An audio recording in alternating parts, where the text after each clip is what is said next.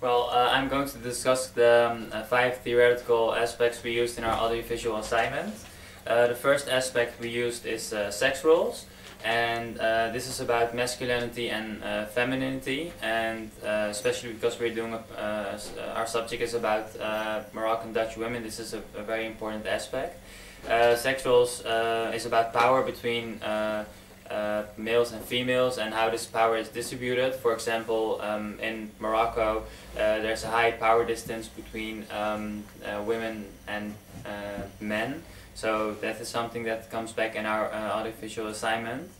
Another part is integration. When someone comes to the Netherlands and they have to learn a new culture, they have to adapt, and there are several degrees in which a person can adapt. One of that is integration, and what integration means is that a person is keeping its own culture as well as the new culture, so it's at the same rate. So someone is still, for example, a Moroccan woman with her own culture, but also a Dutch woman with the Dutch culture. Another part of integration, or when someone comes to another country, is separation, and that means that when someone comes to the Netherlands, for example, they stick to their own culture and have to do. They don't like to get involved with the new culture, so they only do what's highly needed. So they go out and work or learn the language, but that's all. They don't have to do with anything with the new culture.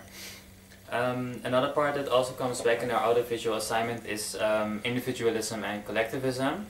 And yeah, the Netherlands is an individualistic country, and what that means is that the goals of the individualists are has a priority above the goals of the group, and that's what collectivism is actually about.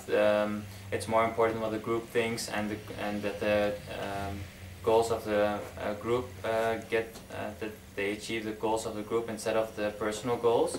And for someone who comes from Morocco and from a collectivistic country and comes to the Netherlands, where there's a lot of emphasis on the individualistic part, that's also something someone has to take in mind when they're coming to the Netherlands.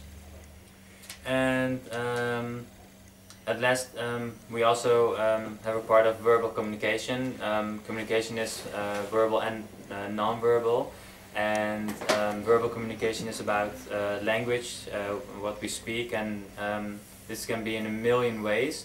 For example, there are restricted codes and elaborated codes, and restricted codes, for example, are things you can say that you don't have a lot of choice in what you are saying. For example, in China, you don't have a lot of like the elaborated style, that you can say a lot what you want, and you have a lot of, you can vary with your words.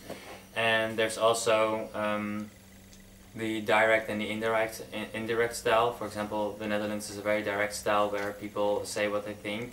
On the contrary, Morocco, people tend to be very indirect and don't directly say what they think. So these are actually the subjects that are going back in our audiovisual assignment. The goal of our audiovisual presentation is to inform potential Moroccan businesswomen through providing insight in the empowerment of Dutch Moroccan businesswomen by sketches and through background information, and telling a story by inspiring women. So that's the story from successful Dutch Moroccan businesswomen for potential Dutch Moroccan businesswomen who do not have the courage to speak up against the tradition. The message we want to get across is that it is possible to be an independent, successful businesswoman, but it doesn't come easy and without any struggle. It's hard to be a woman in traditional Moroccan society, and it has a lot of peer pressure. We tell a story about inspiring women who broke the tradition and took liberating risks. Also to inspire women who are afraid of making their own decisions. This information is relevant to a lot of Dutch Moroccan women in the Netherlands who would like to take part in the labor market, but who are afraid of disapproval of the in-group. Alright, so I would like to talk to you about the question whether we have reached our goal concerning our audiovisual presentation.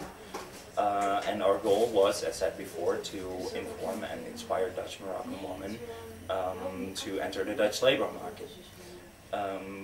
I think that to a certain degree, we have reached our goal because the audiovisual presentation provides provides inspirational stories of Dutch Moroccan women who have eventually been successful in the Dutch labor market. On the other hand, the film also provides or confronts the viewer with the difficulties that Dutch Moroccan women face to reach the goal of entering the Dutch labor market. So overall, the film provides a balanced, unbiased picture of the road to success for Dutch Moroccan women. I answered the question, what would you do differently in terms of content if you had to do the assignment again? And what I probably would have done differently regarding to the content is the empathizing part. I think next time that I would try to get in touch with the woman we mentioned in our video, or mainly our subject, and if they agree, I'd probably interview them and create, and with the information they would give me, I'd probably create like some kind of life story on paper or on film, because I think it's more interactive, more lifelike, and that our target group can easier relate to that. Which also brings me to my critical question. I had to come up with a critical question, which is, would the interviewing of the mentioned women change the impact of our message on the viewers, on the target group? I think the answer is yes. It's different when it's made with individuals with whom our viewers can identify themselves.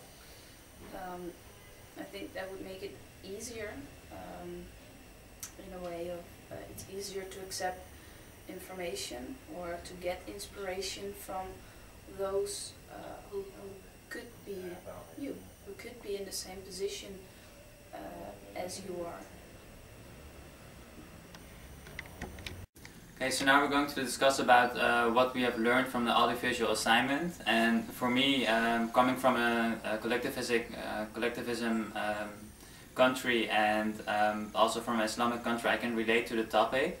But I actually never realized how hard it is for the women to adjust or even to find a job and to be successful in the Netherlands, because there's so much pressure of the in-group.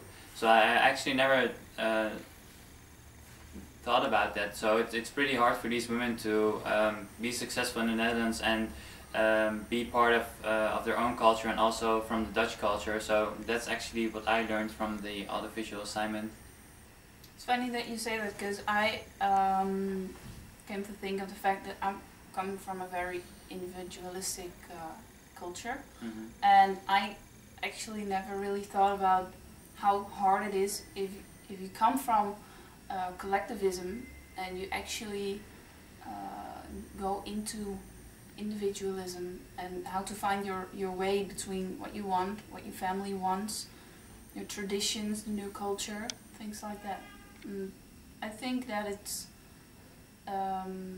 understandable, but I think it's taken for granted from, well, in this case, Dutch women, that it's quite easy actually to study, to have a job, things like that. Yeah. So that's mainly what I learned from this audiovisual assignment. Well, as a Dutch woman myself, I've learned a lot from the audiovisual assignment, but also a lot from Farad and his experience with the other culture of the Eastern culture, Islamic culture, and also a lot from research and the real stories behind the inspiring Moroccan women who really left the man behind and stood up against the tradition. It's very inspiring and makes me think about how easy it comes to me and how hard it is for those women and how empowering it is for those women. Well, something that I really learned is how to apply the knowledge that we got from the classes and from the book into the real life cases that we use for our audiovisual assignment, because these were actually real situations and you actually get to know these women in a way, and the things that you learned about how collectivism works, and it really is, you can really understand now how it works in various ways, and that's what I learned.